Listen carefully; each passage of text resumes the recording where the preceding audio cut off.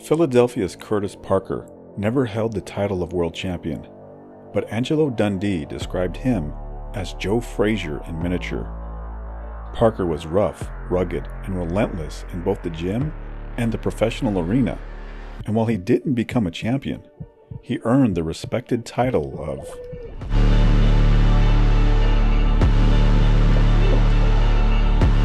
Parker grew up as the eldest son in a family of 5 brothers and sisters. His father left the family when Parker was 7. "My mother did a fantastic job of raising us," Parker said. "But I knew even when my father left us that I'd have to play a major part. I felt like now I had a family. I was only 7, but I felt I had to pick up and try to put in where my father left off." Thanks to his hard-working mother, Parker never knew poverty or hard times. He stayed out of trouble until the age of 14 when he was arrested for riding in a stolen car. "I always liked cars," Parker said, "but I didn't steal it. I was just riding in it. It was my first offense. It was later thrown out because of police brutality." Parker has scars over his left eyebrow, ear, and hairline from the beating he took at the hands of the arresting officers. 2 weeks later, Parker would enter the PAL gym where he wanted to weigh in for the football team. Instead, he went through the wrong door and entered the boxing gym, where he would meet Willie Reddish, Sr. and Jr. Willie Reddish had trained heavyweight champion Sonny Liston and 1950s welterweight contender Gil Turner, and he saw the potential in Parker immediately. "I think that when Mr. Reddish took an interest in me," Parker said, "that's when I decided in my mind I would stick with it." Parker would become a star amateur, defeating former Olympian Clint Jackson to win the 1977 National Golden Gloves. Parker then set his sights on the Olympics of 1980, but Reddish changed his mind, saying that by 1980 he could be near a title shot. Parker agreed and would turn pro in December of 1977. 3 months later, Parker would take on former New Jersey Golden Glove champion DWIGHT in a scheduled 6-rounder. He would stop White in the 4th round, and then visited the loser's dressing room afterward to offer some encouragement. "We hadn't known each other very well," Parker said, "but I'd heard nothing but good things about him. I stopped by to tell him he was a good fighter, that I knew he could improve, that if he'd like to get some better training, maybe I could help him. He thanked me. He seemed like a really warm, nice person. I remember thinking as I was leaving the arena that he and I could be friends." The next morning, Parker would learn that this would not be possible. After Parker left his dressing room, DWIGHT had been rushed to the hospital and pronounced dead on arrival. He died of what was believed to have been a heart attack. "It still hurts me to talk about it," Parker said. "At first I was numb, then I was confused as to what I should do. There were no easy answers." Reddish could see the hesitation in Parker when he returned to the gym. The previous fire and desire weren't there until after some talks with family and friends. They told Curtis that he couldn't let himself be ruined by it, Reddish said, that it was an accident. "He's a religious boy, and I know that helped." By June of that year, Parker decided to resume his career. "For a while," Parker said, "I thought I was fighting DWIGHT. I stopped, I paused, hitting opponents and backing off. I wasn't punching to knock them out, but just enough for the referee to stop it. I was so relieved when he did. I learned in the days after he died that DWIGHT was really a good man. The kind of man who would want me to do the best I can with the abilities I've been given." Fighting at the Blue Horizon and the Spectrum in Philadelphia, Parker would stop longtime veteran Willie Warren.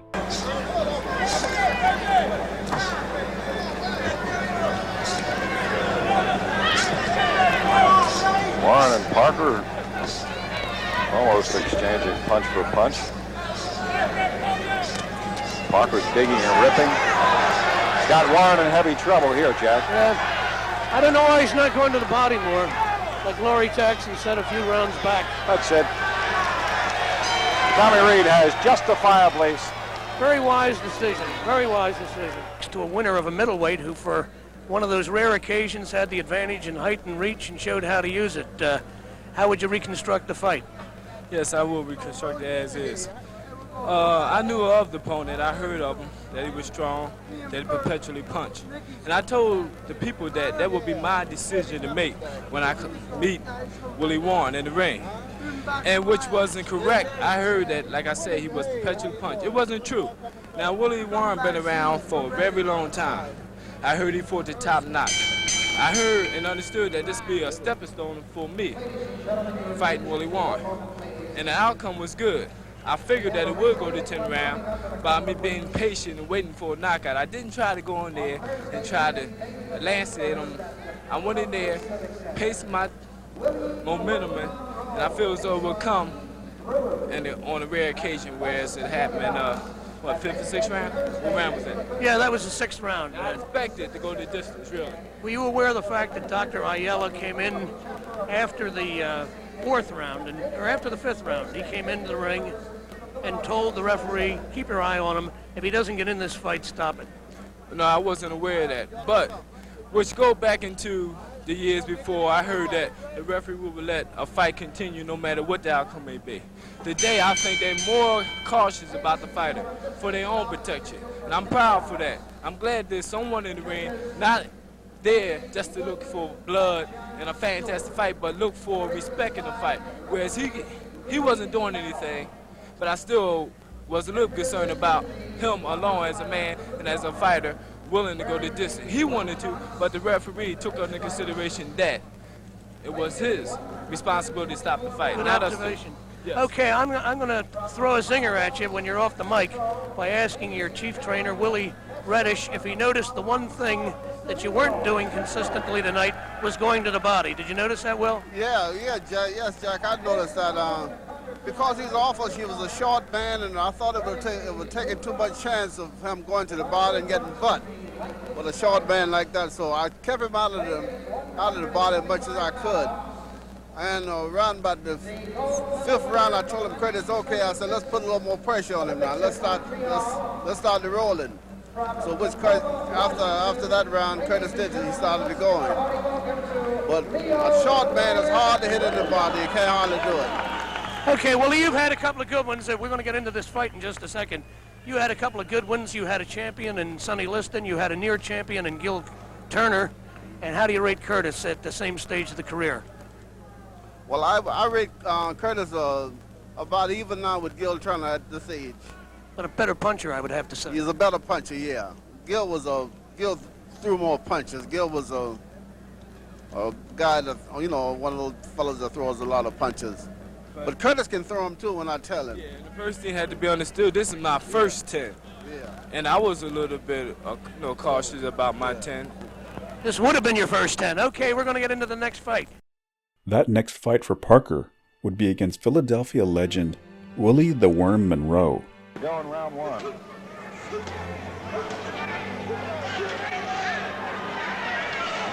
Parker is extremely active.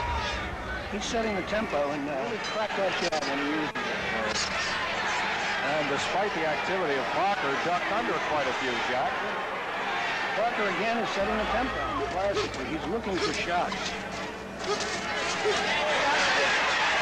Look there himself. Right. Your right hand over the top. He can follow it with a very quick right hand. Even though Parker throws the greater volume of punches, that's some shoe shots and miss.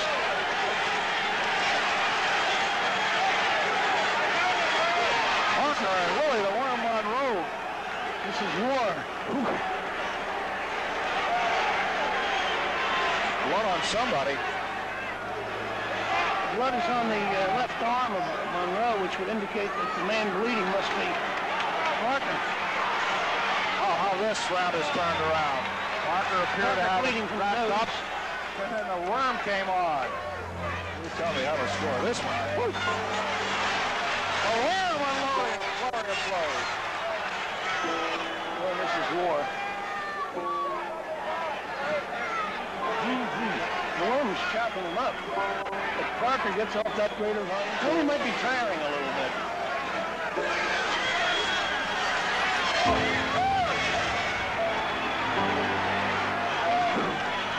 Wow, what a fight.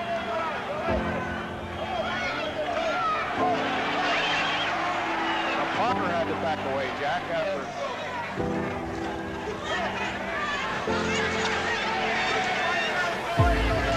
Leaned a little bit that time, Jack.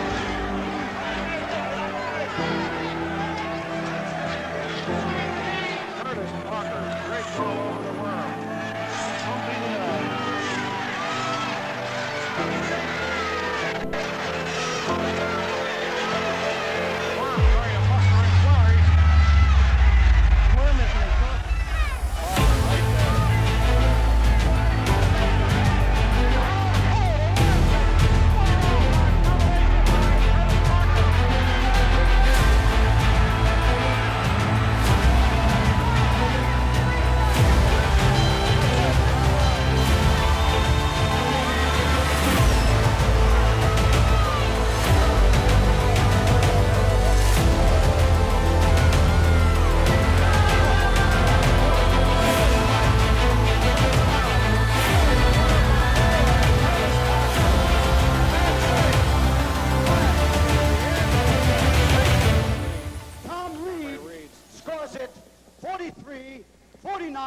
In favor of Parker. A unanimous, obviously, popular decision here at the Spectrum. 4,500 on Ham. A winner, Curtis Parker. The impressive victory placed Parker into contention. 2 months later, Parker would take his next test, this time against former junior middleweight champion ELISHA OBED of the Bahamas.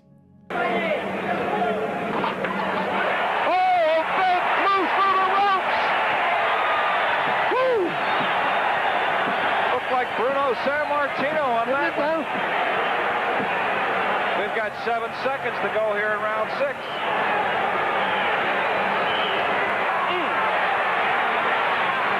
Curtis Parker trying to finish off ELISHA OBED. That's the end of the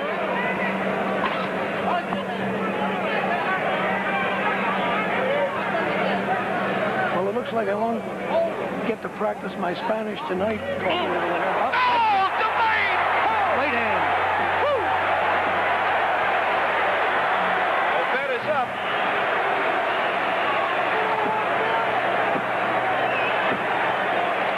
ELISHA OBED tells Charlie Strillo he's ready to go.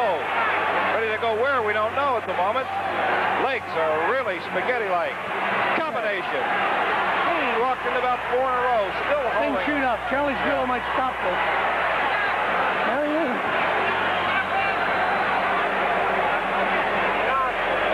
This is crazy! Adolf Ricardo was getting into the ring there.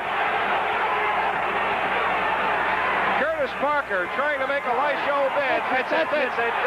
Charlie Strillo justifiably steps in between the two. Okay, we're here now with Curtis Parker, another impressive win tonight in what had to be probably the most frustrating fight of his career. Tell us about it. Well, the fella, he really didn't come to fight. I feel as though he was a little awkward. Maybe because of the fights he had took a lot from him. He don't have the pep to take, the fight again. I think, he might fight easier fights, easier opponent, go ahead and maybe not try for the title, but if you like cash money, it's a good game to get involved for money-wise. Like me, I'm on my way to the title. I feel as though the money comes with it as well. Curtis, let's take a look at this. Why don't you do the blow-by-blow reconstruction? What round is this? This is the last round. Okay. First knockdown. The man, he held on a lot. I feel as though I just wait patiently until right time come, I take him on out. I feel as though he was getting a little tired in later rounds. I had to, I had what it takes to take him out in later rounds, and I was waiting, just patiently waiting to see what kind of perpetual emotion he had in the later rounds. Now, I seen the right hand was getting it, so I just threw the right hand, overhand right, and it landed pretty good. And then I came back out, dominated with another right hand. The man is pretty awkward. It's kind of hard to fight. Bad impressive, but it's another one, and I go and fight better fighters. Curtis, here's the end of the fight right here. Now, okay, I was trying to take him out. Now, I really should have been really settled to throw them kind of punches because I see I'm missing a little bit, and it takes a lot out of the fighter when he missed. So therefore, I knew I would have to. It's just like hitting the speed bag. Sometimes you're out of time, you have to stop. So I paused for the calls and went on and then made sure the other punches landed. Parker looked to be a star on the rise. His trainer believed that the sky was the limit. Curtis can be another Mickey Walker and almost a Sugar Ray Robinson, Reddish said. Curtis will match Walker, I'm confident of that. Sugar Ray fought a different way. In November of 1979, Parker would face the hard-hitting Gary Guiden, who was a last-second replacement for David Love. Guiden was a powerful puncher who would once again be a stern test. Parker would stop Guiden in the 5th round. 4 months later, he finally faced the fighter who many called the Philadelphia Killer, David Love. Love trained under Angelo Dundee, and he defeated top Philly middleweights like Perry Abney, Willie Monroe, Bobby Watts, and Benny Briscoe. You're going to go against a real cagey veteran today. He's tall, he's rangy, he's managed by Angelo Dundee, one of the best boxing brains around. How do you expect to catch David Love, and what do you want to do to him? Well, depending on Dave Love, he's end up moving in the early rounds. I think I will, keep him going. I set a pace for him that he may not keep up with, and later on rounds, I hope I can be able to subdue. This is a little too anxious for a first-round knockout. But again, delivers a combination, and he clipped Love. He hurt him with the right hand. Many of those punches are not landing, but some of that dynamite is coming in. Angelo slapped him. Angelo slapped Love on the trunks and said, "Box now, box, get away from him." Look at this action. Landing on Love. Excellent combination. Love is making a terrible mistake on the ropes. Love seems incapable of keeping his left hand up, but he keeps getting hit by that right hand. It might open a whole can of worms. A whole can of middle-aged heavyweights will come lumbering down the road to start up.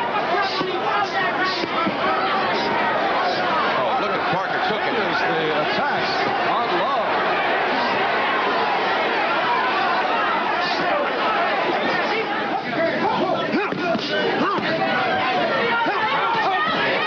Good combination by Parker.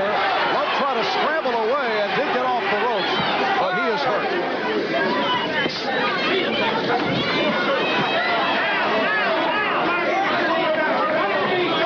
Well, we've certainly been treated thus far as an excellent fight. Russell Peltz, the young promoter, has to be congratulated for putting these two young fighters together.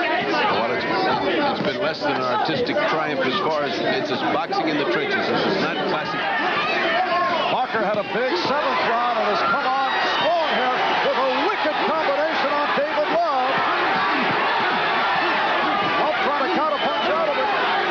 Love is bleeding around the mouth. Curtis Parker again looking to put Love away. Could not do it in round 7. And Love is fighting back like a demon. A beating right here. Uppercuts. Hooks being thrown by Curtis Parker. He's landing solid hooks, lefts, rights. And with the seconds running down in round 8, Love. And he is doing just that. That's it. Love is down. That's it. He should not get up from that. That's What it. a Even beating Angelo David didn't. Love has taken. And Angelo stepped in, and he's picking up an exhausted David Love, who is completely out on his feet. He knows not where he's at. Angelo did the right thing. He could not have gotten up at the count of 10. Had he gotten up, Angelo was there to stop him. In the meantime, in the other corner, a jubilant Curtis Parker, who has successfully crossed his first big test. Curtis, there was no question about your intent as you came out in round 9. True, I wanted to set a good pace. I knew later on in the rounds that he probably slow. Eventually I catch up with him. Then I can let loose that goose, a lot of bombs, let pinpoint my shots, which I did, and the outcome was great. What is amazing is your stamina, because you are nonstop, perpetual motion right throughout, and yet, even right now, not breathing hard at all. No, I really trained pretty hard. I've been working like 6 rounds, tremendously hard. Gave it all my effort, Will back me. He pushing me and on.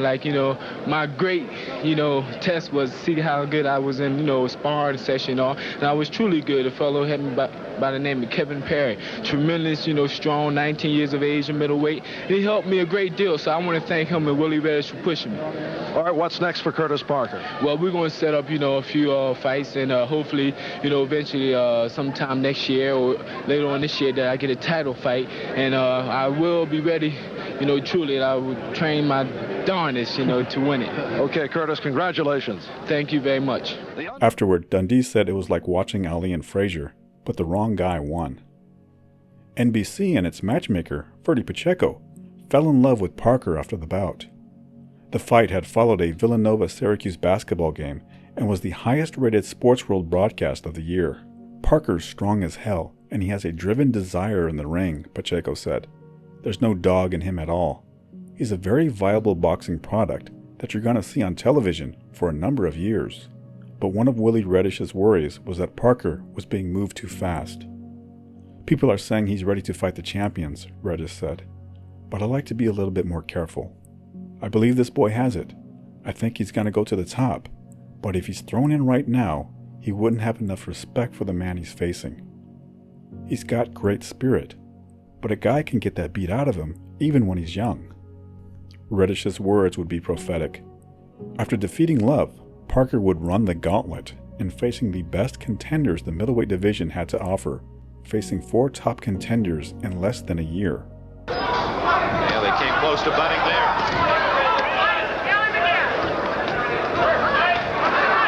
Davison trying to go underneath and a good right hand by Davison, partially blocked, and another right by Davison. And a left. And suddenly it's like he's a junior there in physical therapy, and he's delivering some good physical rights and lefts to Parker. Parker's mother watching from ringside and watching her son take some solid lefts and rights from Davison. And Judge Chuck Baker scores 97-93 in favor of the winner by unanimous decision and still undefeated, Dwight Davison. Throwing a lot of shoulders and elbows. It's a tough fight. Watch out.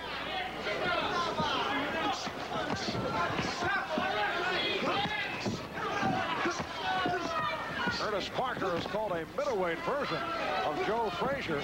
Likes to throw bombs with either hand. Not able to land that time on HAMSHO. Eager to exchange.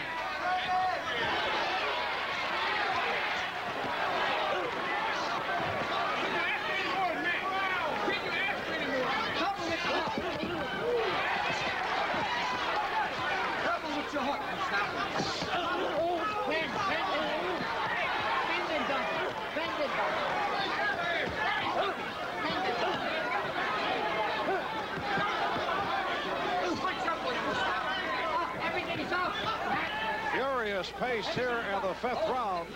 Parker able to succeed by countering on HAMSHO. And HAMSHO landing 3 or 4 to 1. He's been butting him with regularity. Has his Parker's nose bleeding. Parker cannot get off the ropes. There's an awful lot of heavy leather being thrown there in the corner. Good.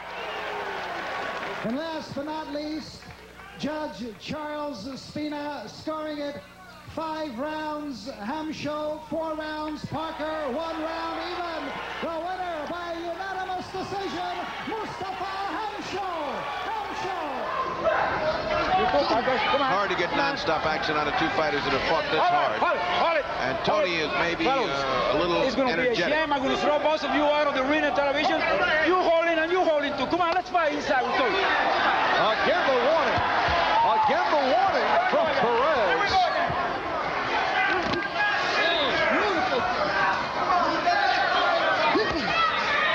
And once again, following round 9, we'll go to the corner, this time of Wilford SCYPION, where there has been as much action this afternoon in the corners. Round system, scoring by the judges, Harold Letterman and Phil Newman, and the referee, an angry Tony Perez, who got clipped with the left hand earlier, and has been annoyed about the holding by both fighters and late hits after the bell by both. That is the way we see it right here. We have it as Wilford SCYPION's fight. And for SCYPION, if that comes to be a major victory here at Atlantic City. SCYPION, winner by unanimous decision, Wilford SCYPION. I'm displeased, disappointed, dissatisfied, everything, Parker said after the consecutive losses.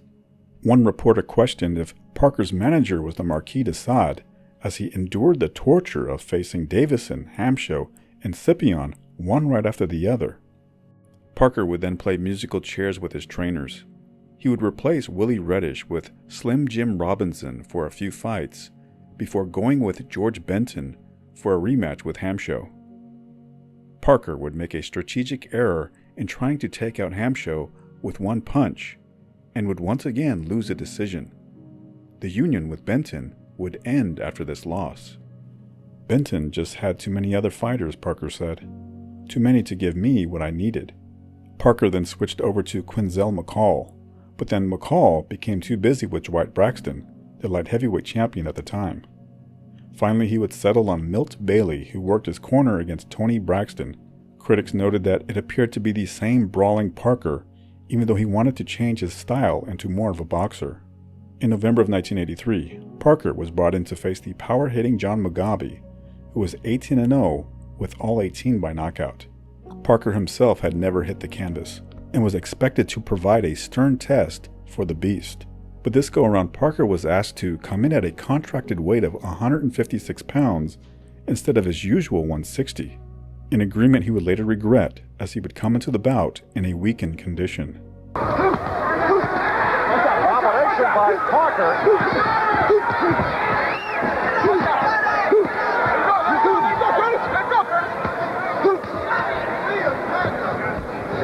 If there was ever a definition of toe-to-toe, you just saw it.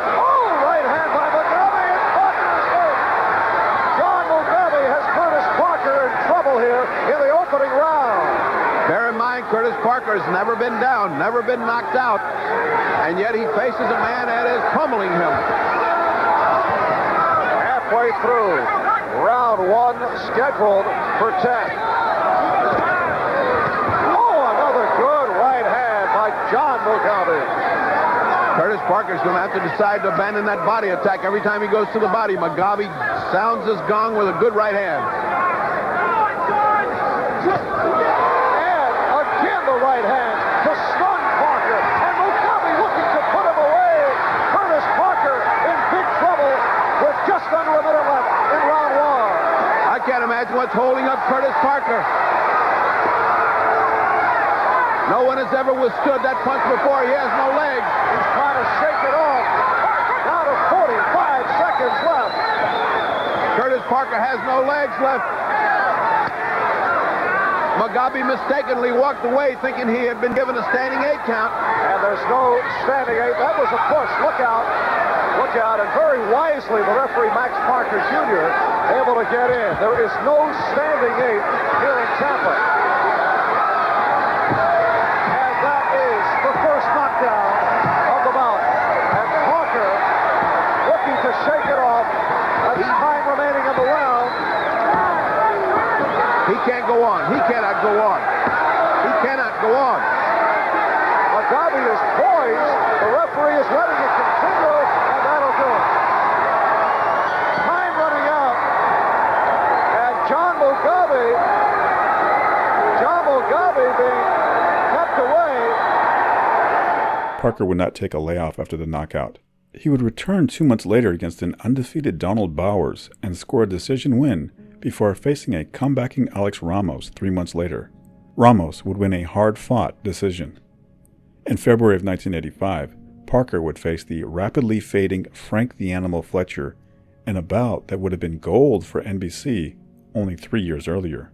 But since then, falling from grace, losing in 12 to Wilford Cyprian, knocked out in the 6th by Juan Roldan, and his last fight in August, knocked out in the 4th round by John Mugabi.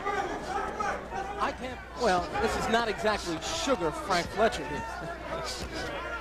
His jab is kind of ineffectual as he dances away. And I guarantee you, the first time he gets clipped with a solid shot, all he's going to remember is barroom brawls. What a time to change your style, huh? Well, in the first round, Curtis Parker has put 3 men to sleep. Fletcher has never stopped a man in round number 1. And there's a clipping left by Parker. Fletcher coming in, Randy, looks to be carrying a few extra pounds. being fought at a slower pace than I thought it would be. Now these guys are all over each other. Parker won't let Fletcher breathe, and Fletcher, I think, now has forgotten that he wants to box. It's down to slugging. Got to watch those heads in close. Got to watch the shoulders, the elbows. Good left hook by Parker in close. Coming up to 20 seconds in round number 1.